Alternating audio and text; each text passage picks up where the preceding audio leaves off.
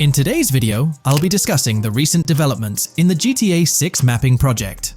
We'll delve into the latest additions, including new locations featured in Trailer 1, adjustments to existing locations, refinements in certain areas, and exciting discoveries from the latest trailer, such as the yacht interior, surfboards, Princess Robot bubblegum, and more. Let's start by examining the mapping project itself.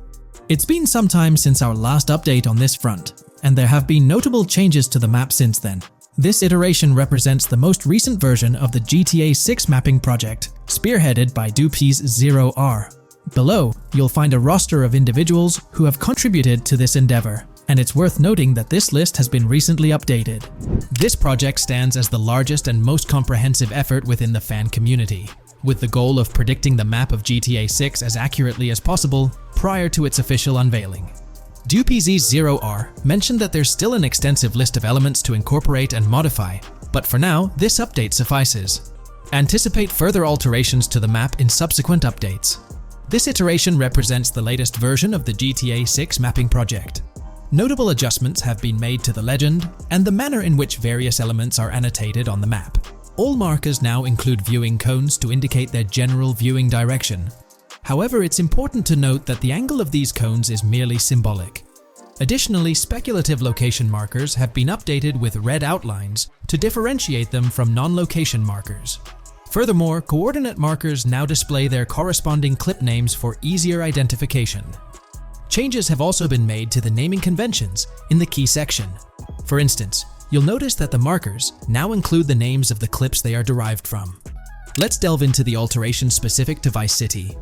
The angles of Rock Ridge and Stockyard have been tweaked to align with calculations/evidence and to better match the coordinates.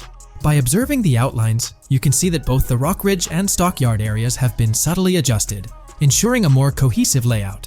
There's a noticeable improvement in alignment. A notable update to the map is this section here.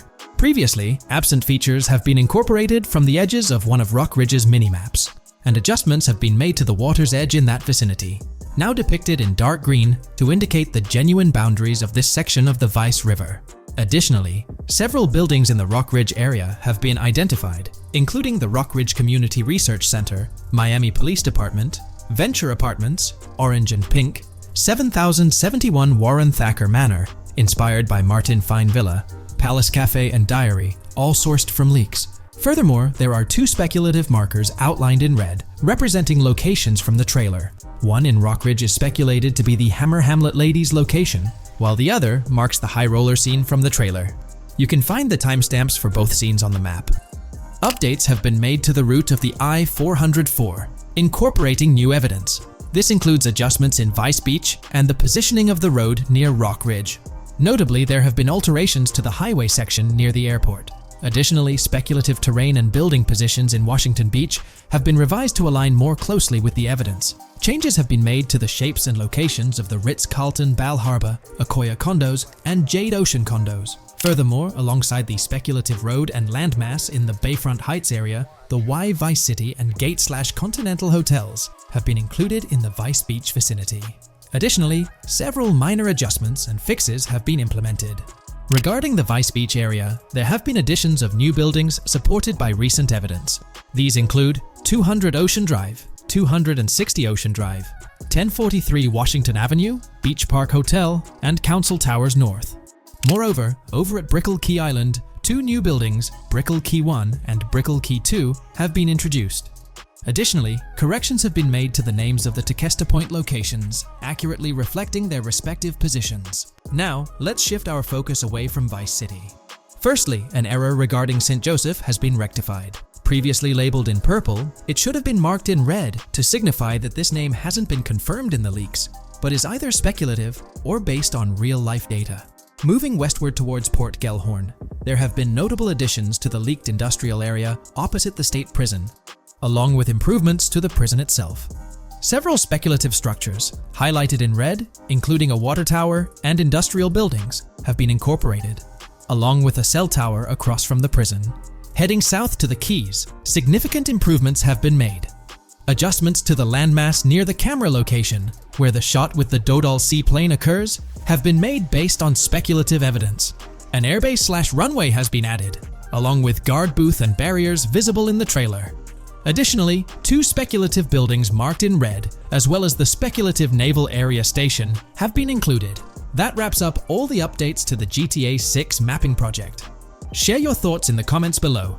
There have been some significant changes with this update. But now, let's shift our attention to the discoveries made in the trailer. I also wanted to touch on these findings in this video. This marks the initial Reddit post. In the GTA 6 trailer, you can see through the yacht windows and see the interior even though it's very far away. However, in GTA 5, you can't at all see the interior even from close-up. We will probably get inside the yacht and maybe even houses, or at least see inside it. In the shot of the Venetian island, it's evident that there will be a high density of yachts. It seems that the boats will be easily accessible, and based on the leaked shot featuring Jason on a boat from 2022, it's probable that players will have the freedom to enter, drive, and explore yachts like the catamaran seen in the opening scene of the trailer. Now, on to the next discovery, surfboards. Know a lot of people been talking about surfing, and while there's still nothing indicating it being an interactive minigame, surfboards are in-game and seen in the trailer. Surfboards were in 5, but only on the tops of certain cars, and a few static ones at the beach. What do you all think? Will surfboards act as decorations like they were in 5? Or will it be a fully fledged minigame? Personally, I'm not fully convinced yet, but if NPCs do have actual schedules/lives, I can't see things like surfboards just being static, especially at the beach. My guess is we'll see NPCs bring their own items to and from the beach, including surfboards, but the interactiveness is still in question. From the leaks, there hasn't been any information indicating that surfing will be an interactive activity in the game. Nonetheless, there have been numerous articles discussing this possibility, like the one mentioned here. Major GTA 6 leak allegedly hints at surfing to debut in series.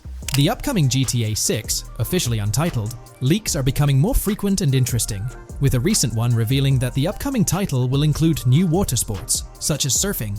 According to a report by the Dexerto Gaming website, a leaker named Alix Venturas revealed on Twitter that Rockstar Games plans to improve the water physics in Grand Theft Auto 6 and will introduce several water-based activities. While the gaming studio has not officially commented on the leak, players are convinced, given that Grand Theft Auto 6 will almost certainly feature Vice City, a fictional version of Miami, Florida, known for its beaches and water activities.